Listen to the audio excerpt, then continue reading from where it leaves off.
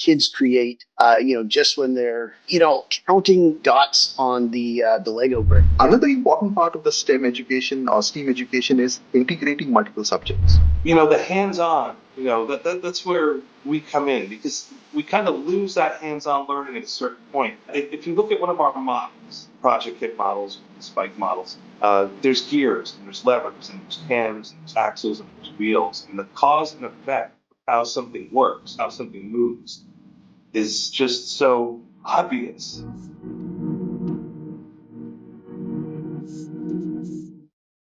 So here we go. Hello, everyone. Welcome to today's LinkedIn Live.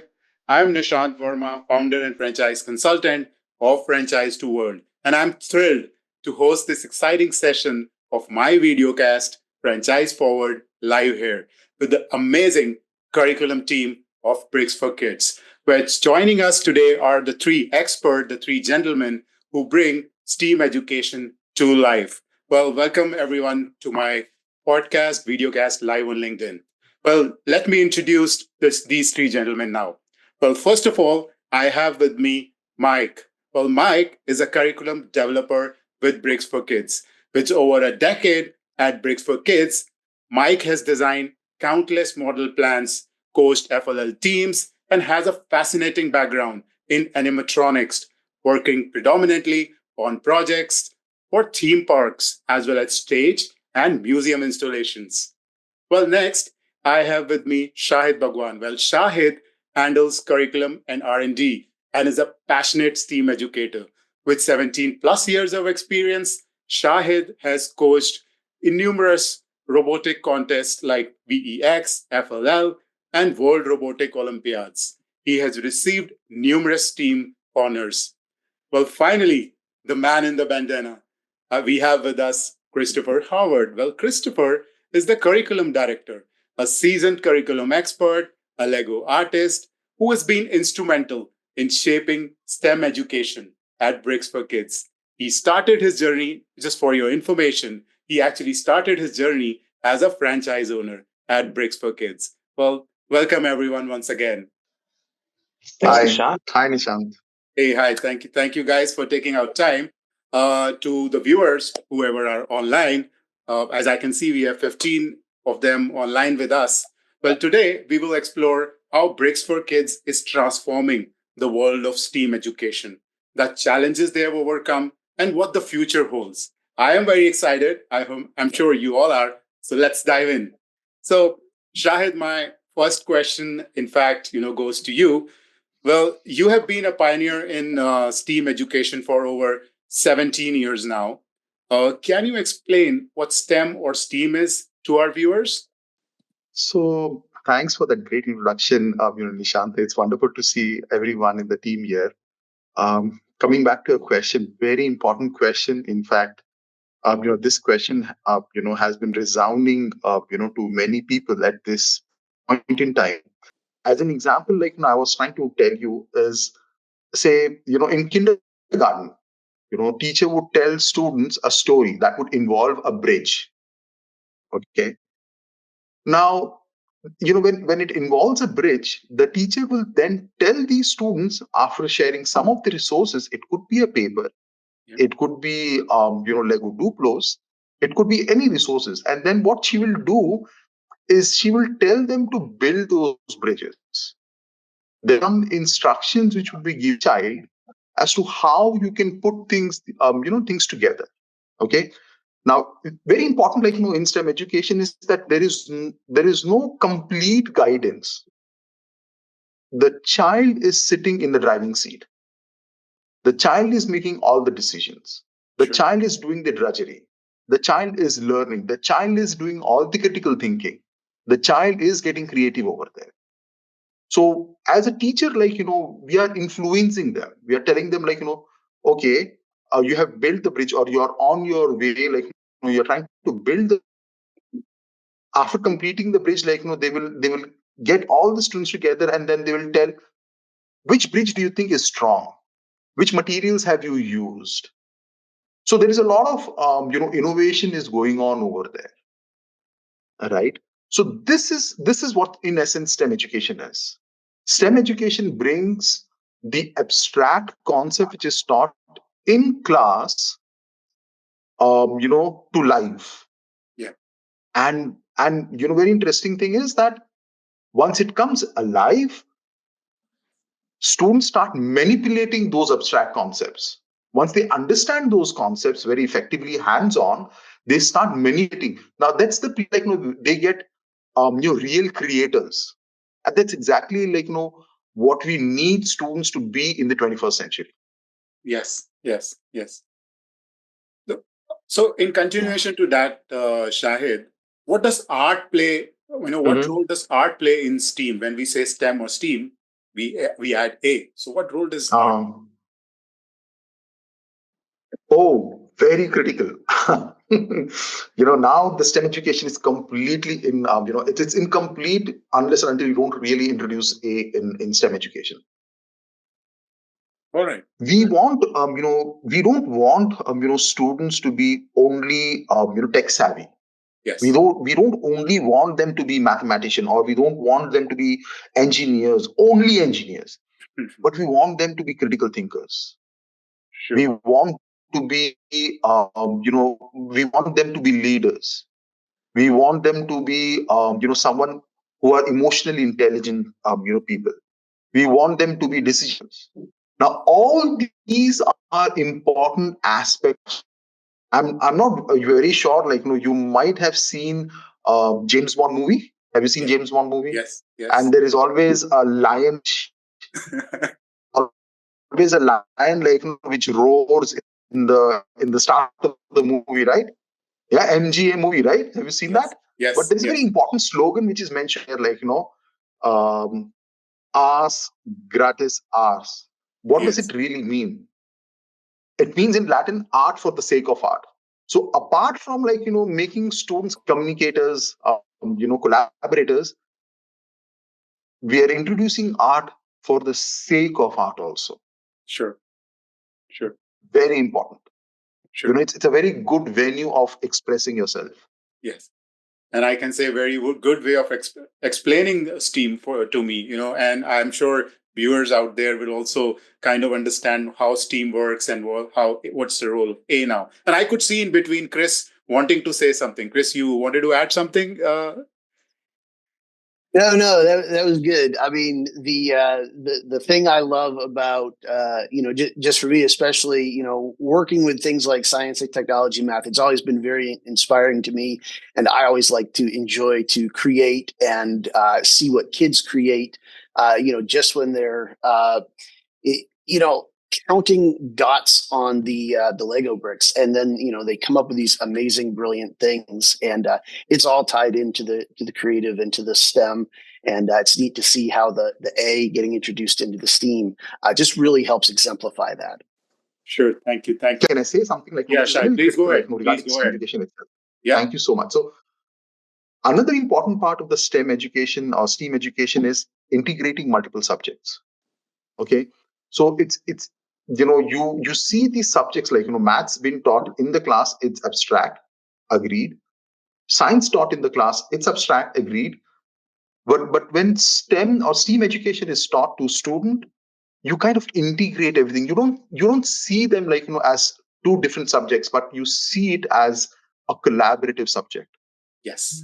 Yes. You kind of put a completely new dimension to see a problem when you understand all the aspects or different aspects of studies like science, math, and engineering, art. There is a different aspect to solve a problem. Sure. You kind of move out, and you kind of have a different, what should I say? There is a change in paradigm to find solutions to real world problems. Yeah. Yeah. Okay, yeah, good. Exciting stuff, actually, and very informative. Mike, can you hear me? Because I can't see you. Are you able to hear I'm me? here. Sure. Can you hear me? Yes, Okay. very loud and clear, Mike. So the All next right. Do question I? goes to you, Mike. You worked on creating model plans for years. Can you share how hands-on learning with Lego model enhances children's understanding of STEM concepts? All right. Well, be forewarned. that this is a topic that I'm very passionate about. So if I start getting a little too long-winded, just give me some sort of sign to wrap it up. I want to tell you a story. Yeah, please go ahead. When I went to school, elementary school, middle school, and even in high school, computers were a new thing. And I feel like I'm part of a generation that might have been the last generation to grow up in a world where computers weren't as ubiquitous as they are now. Yes. I remember in elementary school, our school had a computer, a Tandy TRS-80 that was on a wheeled cart. And it was a big day when that cart came rolling into the classroom. Because, that was so high tech. I mean, it was out of science fiction at the time. And I could see that computer and I could see that green screen, the CRT. And, it was such an exciting time. And I never at that time thought how ubiquitous and that computers would be everywhere. I mean, I carry a computer in my pocket all day. My refrigerator has a computer in it. The car is just loaded with computers. There's screens everywhere. And, I was thinking back to elementary school, that teacher or that adult in your life that really makes a difference and changes the way you see things and changes the whole course of your life. And maybe you're fortunate and it's your parents and your siblings and your other relatives and your friends and teachers. And maybe there's more than one of those people. But I remember the first person was my elementary school librarian, Mrs. Ratcliffe. And I remember she gave me this book to take home. It was called How to Build Your Own Working Robot. And I believe I looked it up last night just out of curiosity because I was thinking about it. And I'm like, I wonder. And that book was published in the mid 1970s. And it was basically you could build a robot if you were very good at scavenging for parts, which as a kid, I was constantly, the stereotypical kid that takes things apart, you know, uh, and maybe or maybe not could put it back together, but I could definitely take things apart. And I could definitely do things like that as a kid. And I loved doing that. And I was recently blessed with a grandson. Oh, My daughter congratulations. giving me a grandson. Thank you. And, she's just graduated college a couple days ago, actually. She hasn't walked down the aisle yet, but she will soon enough. So her and her husband and my grandson, they're living with us. So, it's kind of surreal having a baby in your life again. It's been a while. And something that struck me is his toys. His toys are all tactile. They're hands-on. There's buttons and there's gears you can turn and there's zippers and there's snaps and there's all these things that you can interact with. And it occurred to me that basically you go from those kind of toys and in a large part, right after those toys, you shift to a screen. Yes. If I gave one of my younger children who are not that young, I mean, they're graduating high school this year. One is, and the other one graduates next year. But if I gave them a toy for Christmas or their birthday or just in general, they would look at me like I was crazy. I mean, they don't Yes. want a toy. They want something with a screen or they want something, a virtual toy or virtual money to buy virtual things to virtually play with. And I think that, the hands-on, that's where we come in because we kind of lose that hands-on learning at a certain point. Even school itself has become less hands-on. When I was in school, it was books and there was a blackboard. Now it's screens. Now Yeah, it's it's screen. tablets, it's computers, it's screens. Maybe there's still blackboards, or there's probably whiteboards now because Right. I'm sure breathing chalk dust isn't good for you. But um, even school has become even less hands-on than it was. And I was very fortunate in high school to go to a school that had an enormous industrial arts program. I mean, we had wood shop, we had auto shop, we had welding shop, we had plastic shop, we had electronic shop, and we had 4 years of each of these as electives. So obviously, I didn't go to high school. I only went for 4 years. I didn't have enough time to go through all those programs. I wish I had. But that hands-on learning, that's kind of where we come in. Yes. A computer is to me and to a lot of people, it's a mystery how it works. I mean, I understand the hardware, and I could definitely, go open one up and play around with the insides and switch things out and fix them. But fundamentally, I don't know how they work. But if you look at one of our models, the Project Kit models or the Spike models, there's gears and there's levers and there's cams and there's axles and there's wheels. And the cause and effect of how something works, how something moves, is just so obvious. You could see the motor turn. Okay, maybe how a motor works, it's a mystery to kids, electromagnetics and that sort of thing. Maybe they don't understand that part yet, but they understand how a gear turns and they understand how a wheel turns, and they can look at the model and they can say, wow, I can see how, this battery makes this motor turn, and then some stuff happens and this happens. And I think that kind of fills a space that just is not there in the classroom, and not as much as it used to be. I mean, even reading a book is more tactile than staring at a screen. A screen when I was especially younger, elementary and grade school, having a screen in the room, we were going to watch a film strip or a short movie that had no sound on that was actually on film, with a film projector. And that was a big deal. Now that's commonplace, That's common. and Yeah. I think it's to our detriment as a species that we stop learning with our hands at a certain point, and we go solely to absorbing information and learning how to prepare to take tests. And a lot of that learning is done independently. It was for me out in the world, because we were unsupervised. We went out in the morning and we came home. Where I grew up, we didn't have streetlights, but that was that's a common trope. Like, be home before the streetlights come on. Yes. We just had to be home before it was too dark to see.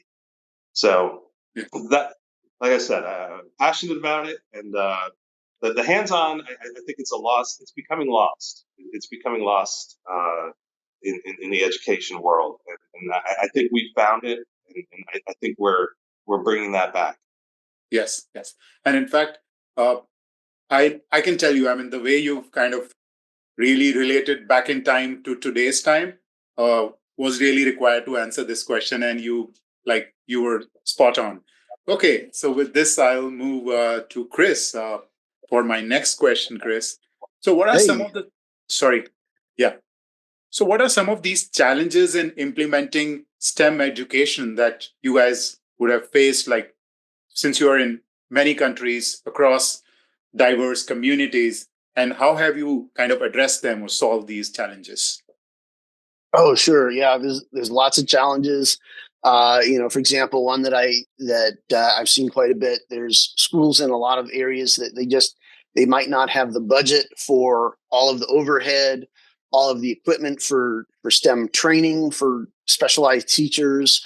Hiring that one person who can handle all the STEAM classes, and then she often has to cover all the grade levels, first grade, second grade, so on, keeping the difficulty levels just right.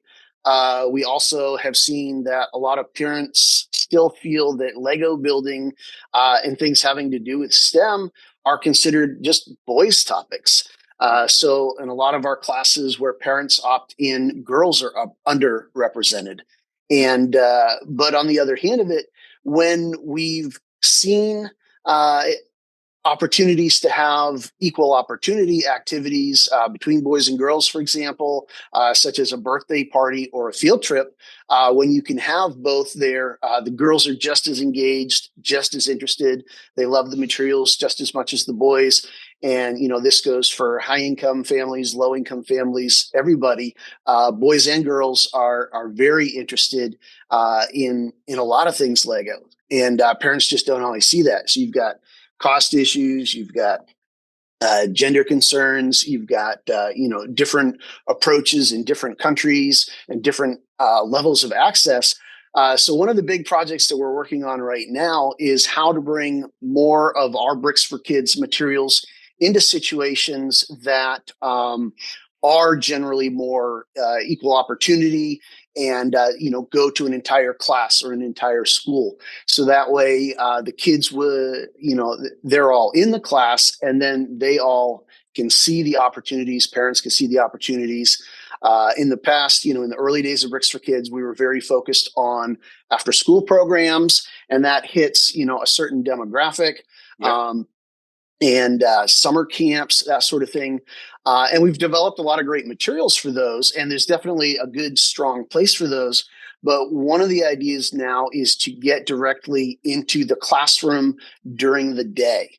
And so to do that, we're having to take a little bit of a different approach with the curriculum. One of the things that's very important to make sure to get Bricks for Kids classes into the classroom in the day is that we need to make sure that the materials have a very strong way that they address standards. You've got Common Core standards, next generation science standards, things like that are very important to schools, ensuring that what we're doing is meeting an educational goal. And of course, we work very hard at ensuring it's done in a fun way, but it is an educational thing. Our materials have always been educational besides being fun, but now we're directly targeting to ensure that they're easier to get into the school system. And so this should simplify things a lot for schools.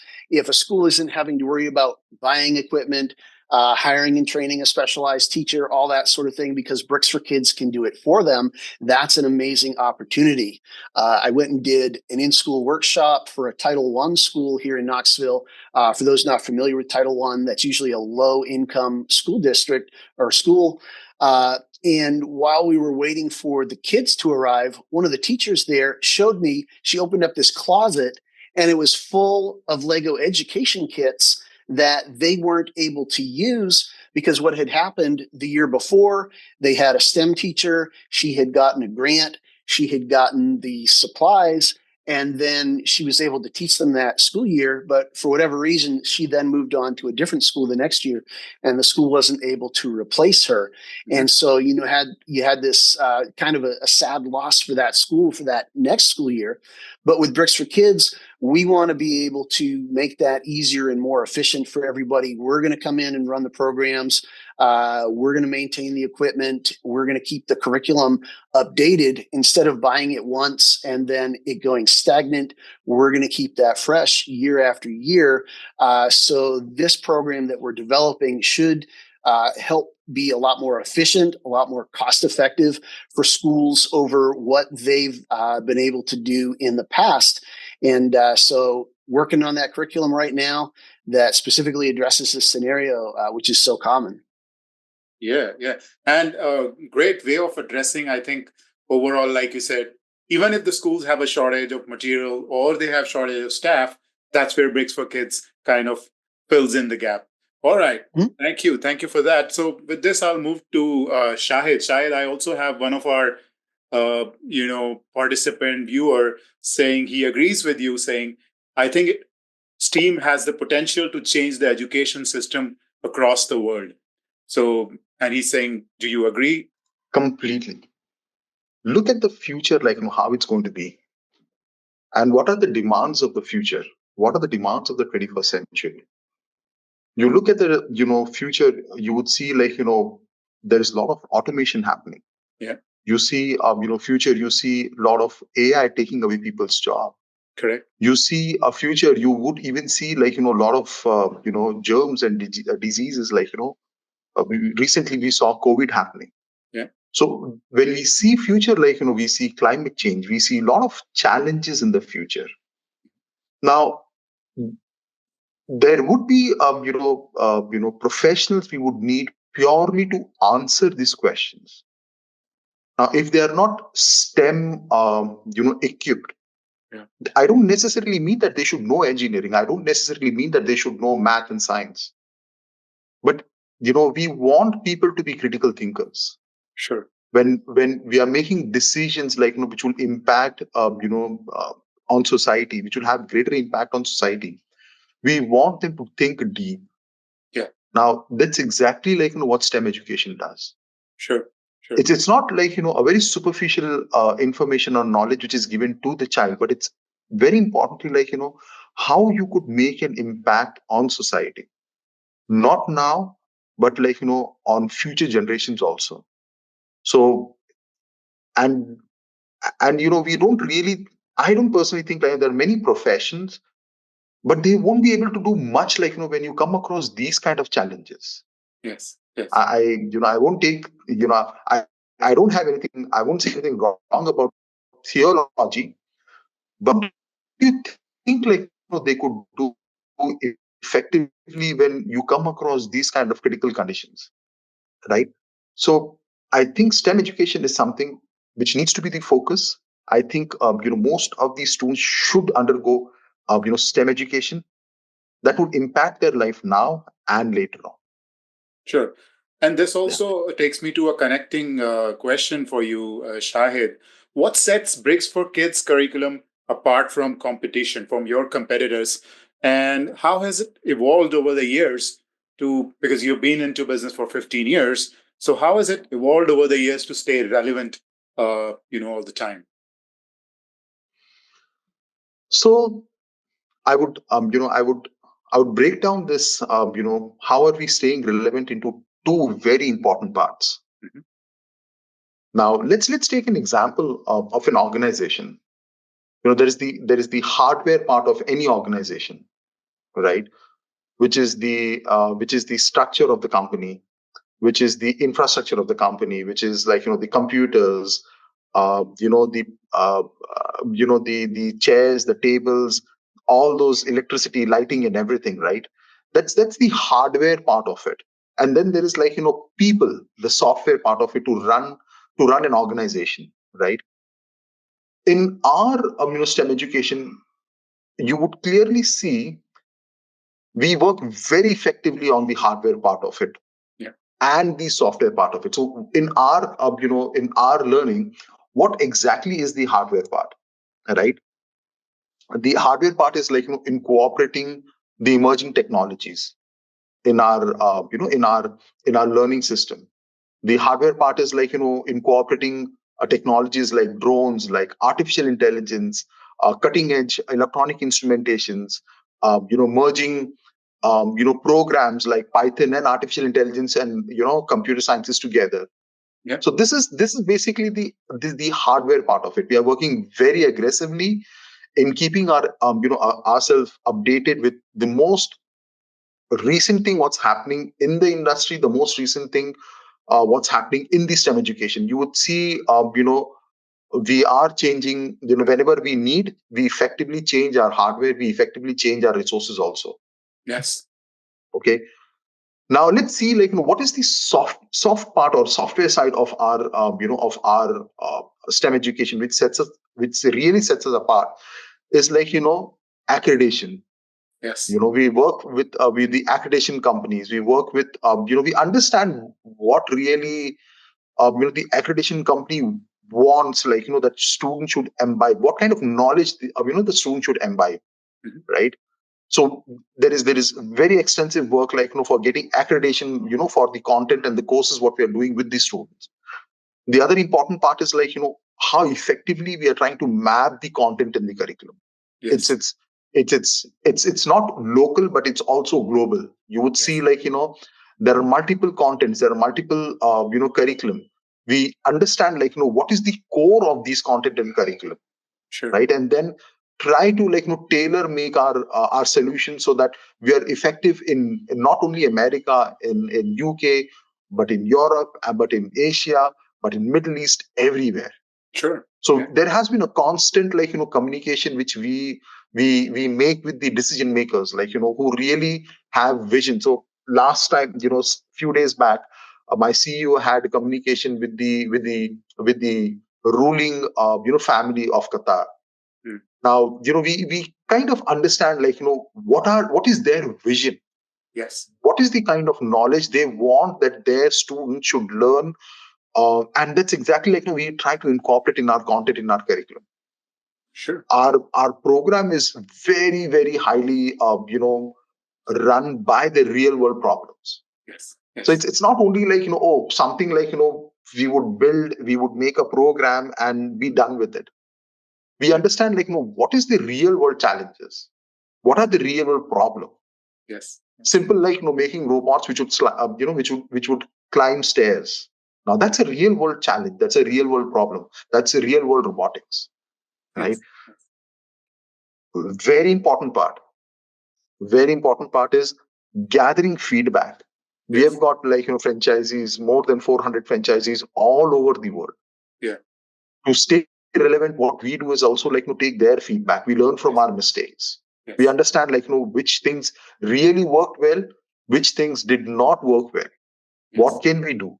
Yes. We try making things it's always about connecting with people, understanding their needs, and also looking what is expected in the future, right?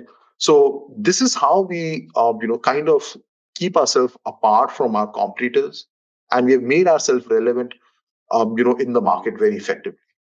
Yeah.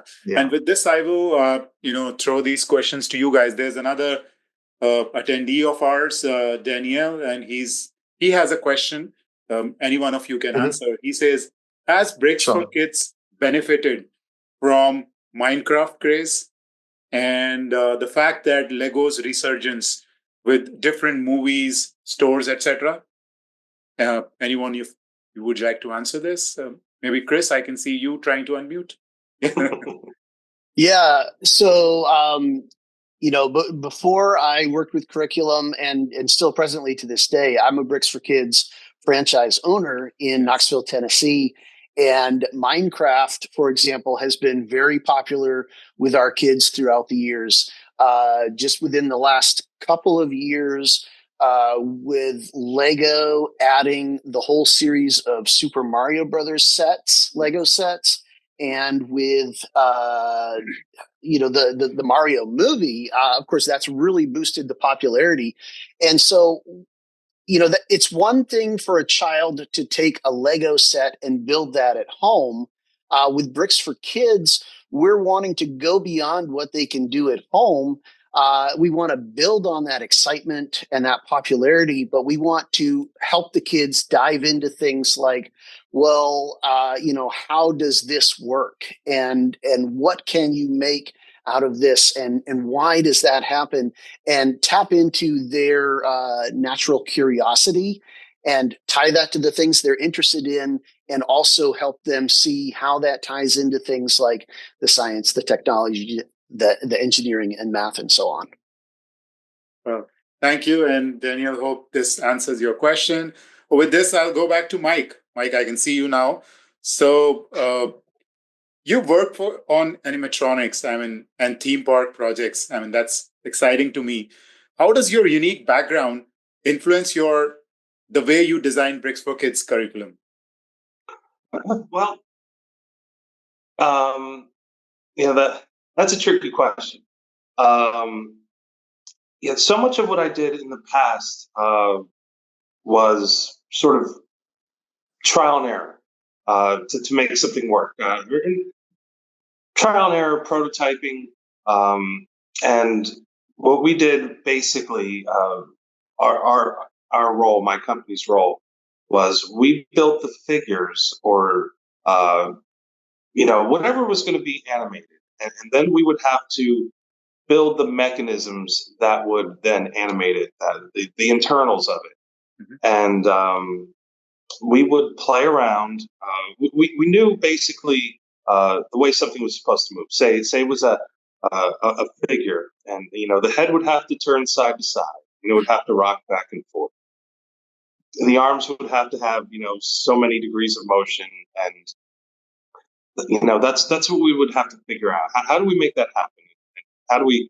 And we had constraints on the type of the hardware that we could use to make that happen. Everything had to be rotary, even if that was not necessarily the most convenient way to work. It's just at the time, especially rotary was a lot, as in rotational, like a motor. It was a lot more reliable than something that was linear, like a linear actuator, an oscillating motion.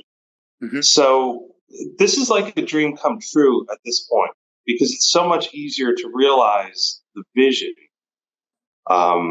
using the hardware I use now than hardware that I had to make out of raw materials, and we would buy components and then gears and whatnot, but everything else was there was nothing off the shelf that would do what we want. So we had to kind of get creative and make that happen. And that was a lot of fun, and it was a lot of frustration, and it could be very dirty work as well. Not that I really mind getting dirty, but this is that is exciting and fun, and kind of thinking while I was working on something like this is going to an attraction in say Brussels or something, or who knows where, and thinking, wow, it's so cool. This is so many people are gonna see this.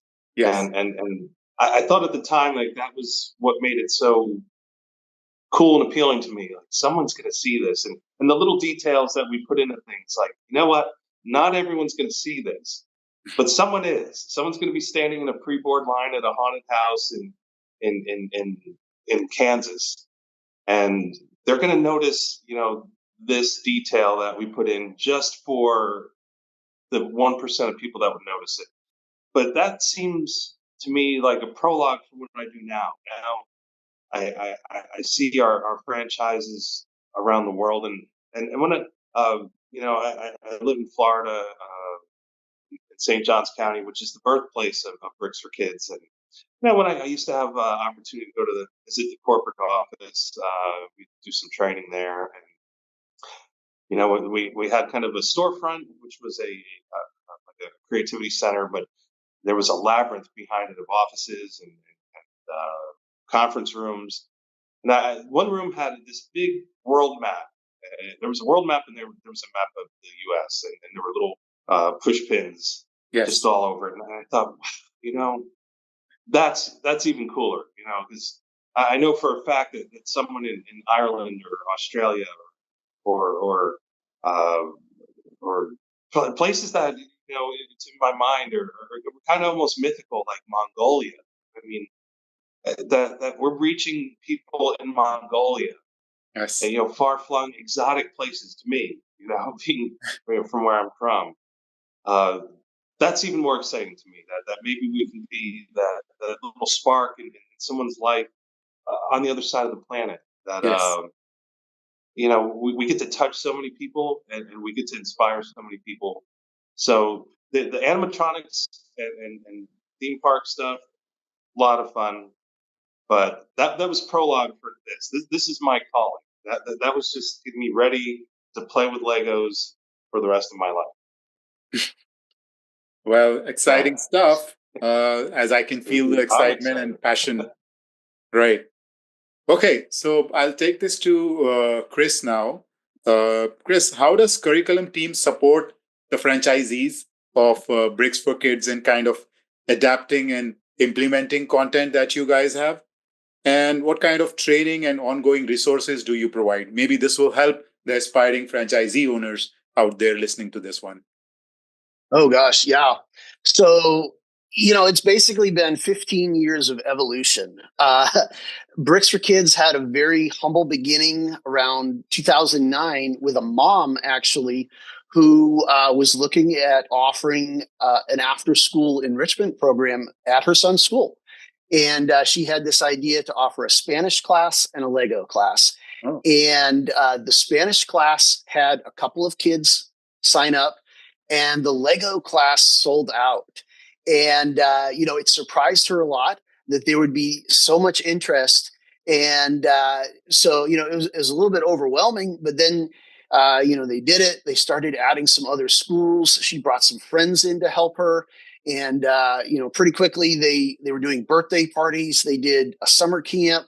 And so she basically grew this business at first out of just this idea for an after school class. And then a little while later, they started franchising it, and now it's all over the world. And, it's just kind of mind blowing to think of that.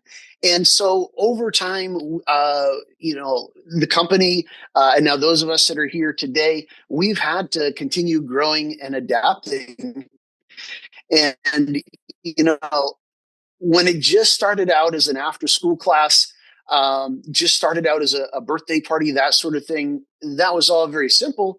But then as we started bringing in franchisees and they started trying things out and they started coming up with different ideas, we've developed so many more programs from just these little humble beginnings. So, we've got preschool classes, homeschool classes. We do field trips. We do kids' night out. We do workshops on weekends for kids that, or for parents who want to drop their kids off while they go and have brunch and do some Christmas shopping.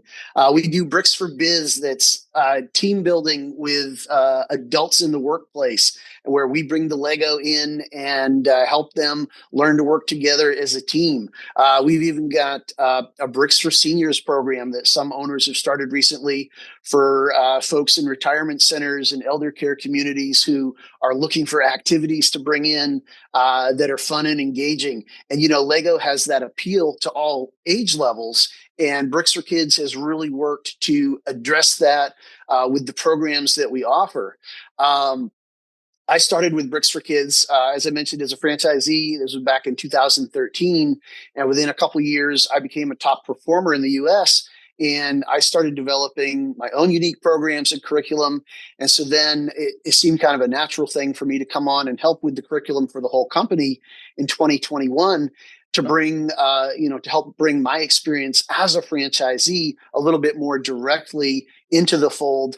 And so I've also had the opportunity the last couple of years to help out with new owner training. And so having experience on both sides of that coin, one of the things that has been very strong on my heart is to make sure that that we're talking to franchisees. We just did new owner training last week with folks from countries around the world, and one of the things that I emphasized is, we're teaching you how to do this.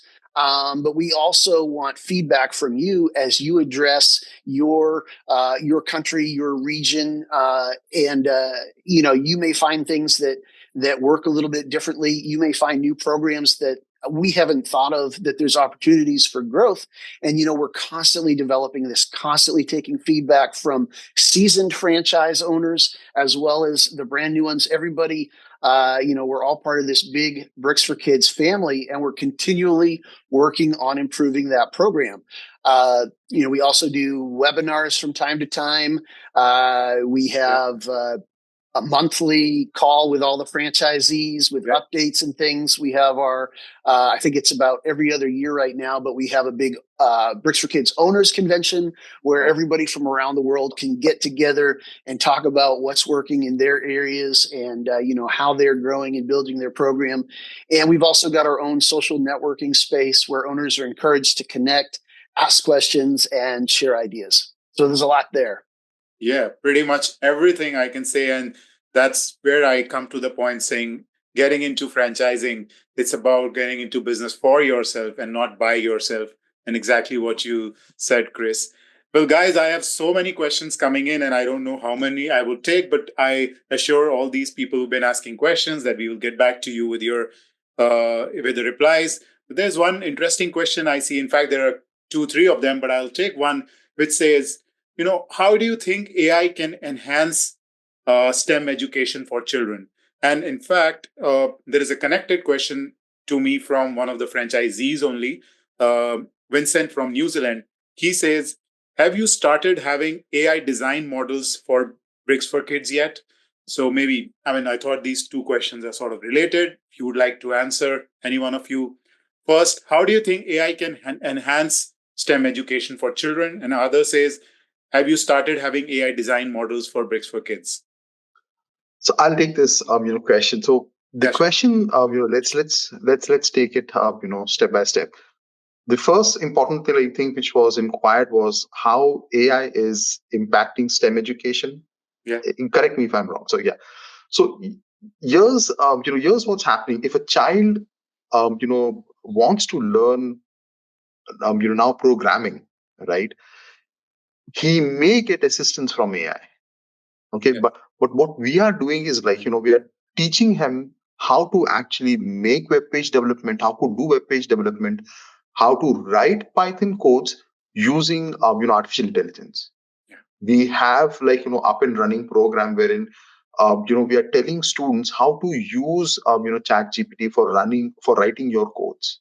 Now here's another interesting thing, you have to first clear the fundamentals of programming with the students, so Yes. they understand what chat GPT is actually telling it to you, rather than it would give you answers, it would give you responses, but the important thing is to make sense of it.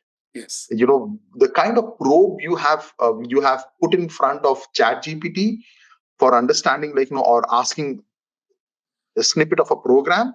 Mm-hmm. But you need to understand what is it trying to communicate with you. It is giving you some program, but is it the same program what you really are looking forward to? We have that content and curriculum in place. Okay.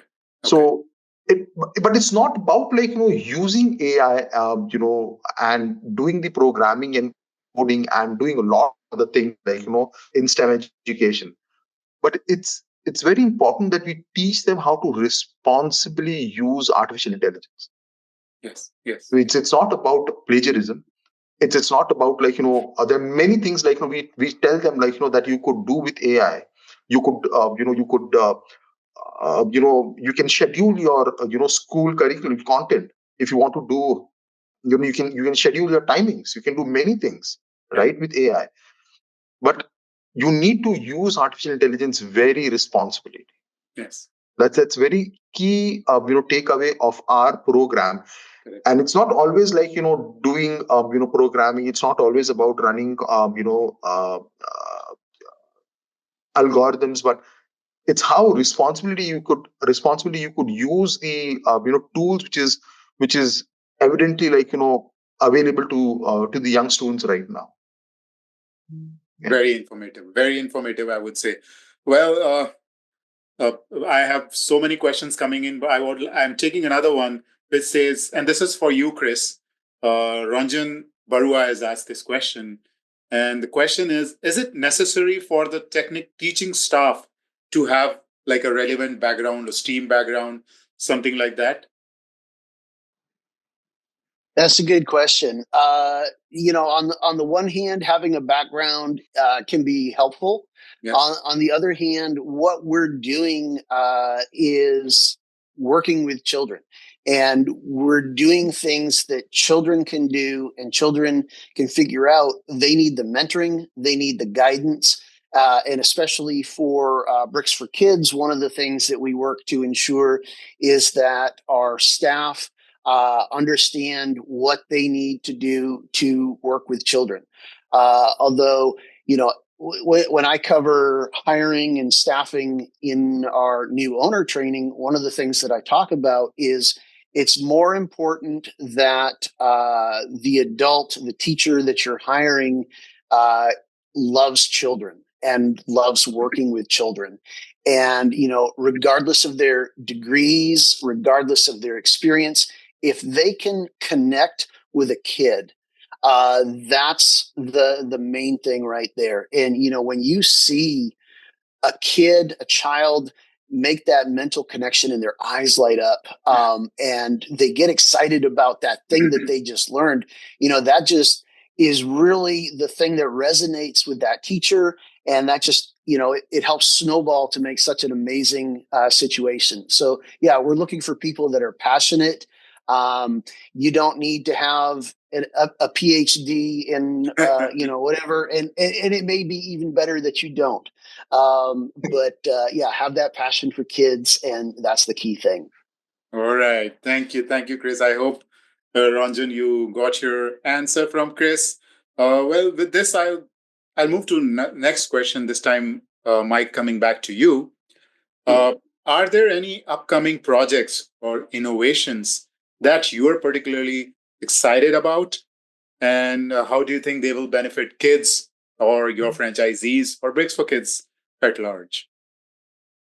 I mean, I don't want to give away too much, but I will say that, I mean, historically, Bricks for Kids, I mean, since the beginning, in my tenure here, has always been a visionary company.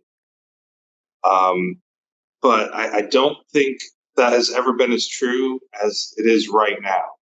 And when we're meeting and we're discussing future plans, we bat around some ideas, and sometimes it seems like we're living in the future. I guess we are living in the future now, but the things that are coming are, I'm very excited. I'm very excited about what we're just wrapping up now. I'm very excited about everything we've ever done, but what's still to come is staggeringly exciting. Shahid is our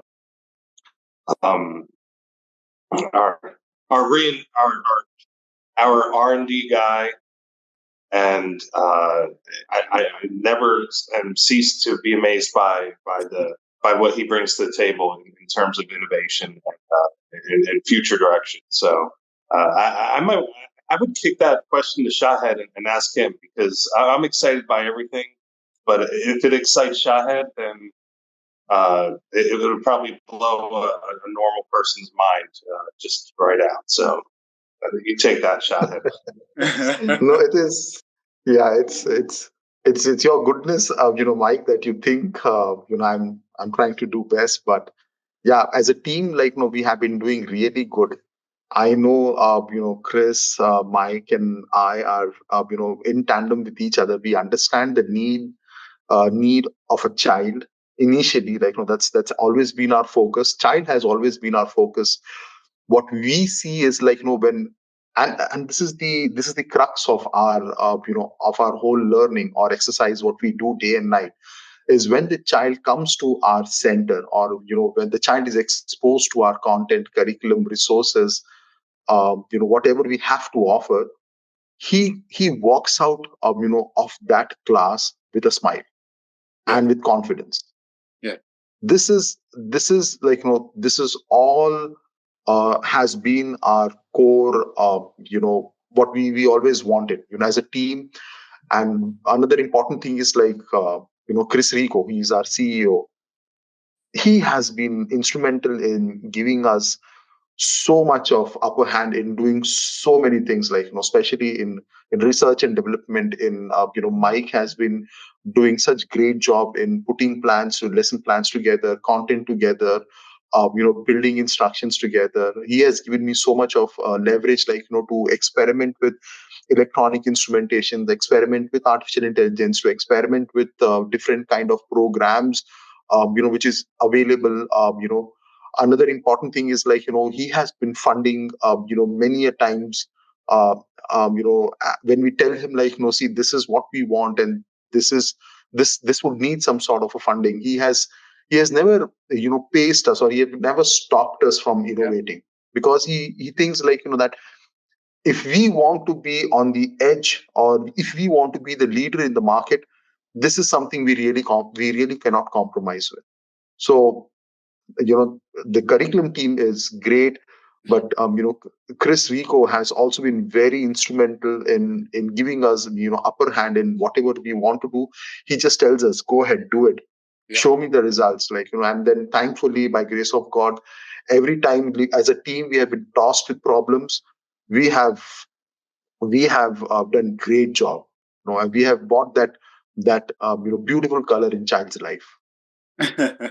Awesome. This is turning out to be a very, very heartfelt kind of a conversation, honestly. Well, moving on to my last question, though I have a few more from the listeners and viewers, but Chris, this goes out to you.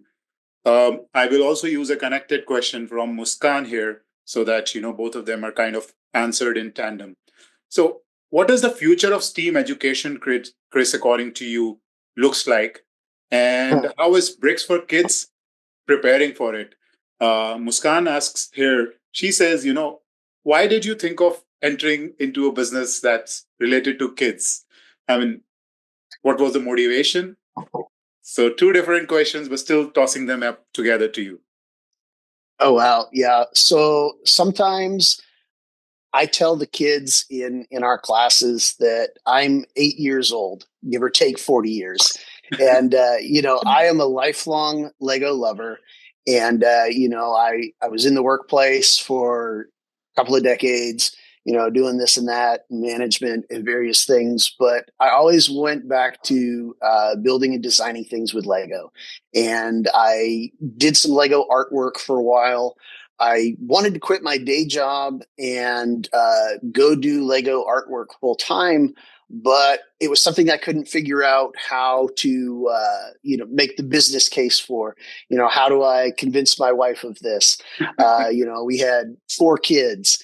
And so I found Bricks for Kids, and it was a franchise I was able to get in. I was able to connect with that lifelong love that I've had for Lego. And I've always loved working with kids in various things. And to get back to the early part of that question, what is the future of STEAM education? It's the kids. Kids are the future of STEAM, and it's 100% why Bricks Kids is all about. We've got this catchphrase: building tomorrow's innovators. Sometimes I expand that into. We are inspiring and mentoring tomorrow's rocket scientists, computer coders, and robotics engineers. And, it's a great privilege to be on the forefront of that, meeting today's kids, knowing that they are the future of STEAM. Yes. And by helping them and having a part in that, we're connecting. I'm 48, but I get to connect with an 8-year-old who will see beyond my years and who will have a greater influence in the years to come. I've been working with Bricks for Kids for 11 and a half years, and I'm just starting to see now some of the kids that we had early on getting out. They're graduating from high school, they're graduating from college, they're starting to get out into the workforce, and they're starting to come back and reconnect. And that's very exciting to me. I'm looking forward to seeing Bricks for Kids kids who then go on to become these things, these astronauts and these coders and all these different things. And that's so exciting. All right, it's very exciting. As I can see, we still have, almost more than an hour now, and we have still a lot of viewers glued to this conversation. Just to sum it up, someone is asking about franchisee details. We'll reach back to you. Someone also says about Shahid that you made a good point. Thank you, everyone, for staying connected. Before we wind up, I have one last question, and Shahid, this goes to you. How do you ensure curriculum keeps pace with, rapid technological advancements that are happening, right? So, yeah. Difficult question. That's what keeps me, awake multiple times in the night, reinventing ourselves. Yeah. All the time we have to reinvent ourselves. So it's a very interesting job. Yes. So for me, why is it so important and why it is this job and, this thing is so important is that you look at a lecturer, right? And I've been going to, I go to these engineering colleges and see some of these professors, right? Teaching something for almost 25, 20 years, same stuff, for a very long time, right? Yeah. But look at us, where we are. Mm-hmm. We started off with something which was a non-motorized. We went motorized. We did, then we added brains to it. We made computer programs. We are now working with artificial intelligence. We are working with, high tech, GPUs, CPUs. We are working, on cloud content. We are trying to, grade students, on cloud. So there are so many innovative things like which we are doing it on regular basis. It keeps us, awake, but at the same time, that's the important, what should I say, thing which drives us Okay. in Bricks for Kids. So it's always about reinventing ourselves, and it's always about staying connected with the trends and the industry. It's very important, so we do understand what's happening currently. I know AI is happening currently. I know genetic engineering is happening effectively, right? So it's not only about making things purely for robotics. It's not only making things purely with Lego resources, but it can be making something for particle physics. It can be something which is related with genetics, with the Yes. DNAs, right? So you Yes. could do all these things. Interestingly, you can do all these things with Lego, right? And you can have content, you can have curriculum, you can share your ideas at the same time. It's not only about developing all this content and curriculum, but making sure child understands the importance. He empathizes with these with the challenges, and then he's involved completely in understanding or in learning all this content. That's something as a teacher gives me a really big high. Yeah. And these are a couple of things which keeps us relevant in the market, keeping ourselves always reinventing ourselves, getting connected with the industry, taking feedback, as I already always said, right, that we need as much as feedback as possible from our team, from our franchisee team, right? Because they are the ones who always are pointing out whether it is our mistake or something what we are doing right. That also keeps us they are giving us feedback. What, this is something which is available. This is the resources what we can host very effectively, and it would bring a lot of value to child's life. Yes. So that's very important, communicating, understanding where you are, training regularly, right? Training regularly is also very important. Other than that, we always keep our curriculum very modular, Yes. right? So we know what is happening. We keep a very sharp eye on the industry. Now we know that there are some part of the curriculum wherein we can take something what is happening currently in the market or currently in the industry, or where the world is moving forward to, and then plug it in our curriculum. Sure. So that's how that's very important for us to stay relevant in the market, that we have content which is extremely modular, which has which has the capacity for change. STEM education is all about change. It's if you're not changing, if you're not reinventing yourself all the time, Yes. you really cannot stand Keep in pace. this very critical juncture. Yes. Yes. Yeah. All right. So I thought it was the last question, but I have one last question, and I think this is relevant. So I will still ask, and maybe again going back to Chris, because you started off as a franchise owner yourself.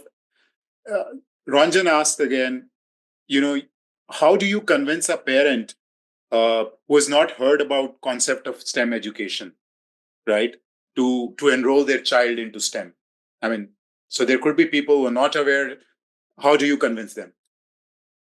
Sure. So one of our oldest taglines that we've had for quite a while is kids know it's fun, parents know it's educational. And you don't necessarily need to be fully aware of what STEM or STEAM are. There's constantly things that we're teaching parents as well, kind of secondhand through the children. And, if we can entice the kids into a fun program, sometimes that's the lead into it, especially if it's a summer camp or a birthday party. But even with a birthday party, there are educational components. We're not pulling the kids aside and saying, all right, open up your textbooks to, page 32. But we're doing things that are educational by their nature. And so if we can just convince parents to sign up, the whole educational component ends up being a big bonus. On the other hand of that, there are parents who that's the key thing that they want is that educational component. So, there's a sense where to the child, it's a relief that it's actually fun, and so there's a little bit of a back and forth there. And so, it's a little bit tricky sometimes because we're selling the program to two sets of people. We're selling it to the child as well as to the parent, or to the student and to the school. And so I feel like it comes in very strongly, just kind of naturally on both of those points. And because we work so hard to make it educational and fun and engaging all at the same time. All right. Well, with this, thank you so much, Mike, Shahid, and Chris, for sharing such valuable insights. I mean, for those watching, I hope you found this session valuable and inspiring. If you're passionate about STEM education or want to bring in Bricks for Kids to your community, visit their website or you could reach out directly to learn more. And don't forget to follow us for more updates on upcoming sessions. Let's inspire the next generation of innovators together. Well, until next time, stay curious, keep building a brighter future, and as I always say, keep pushing forward your franchise ownership dreams. Thank you. Thank you so much. Thank you guys for joining me.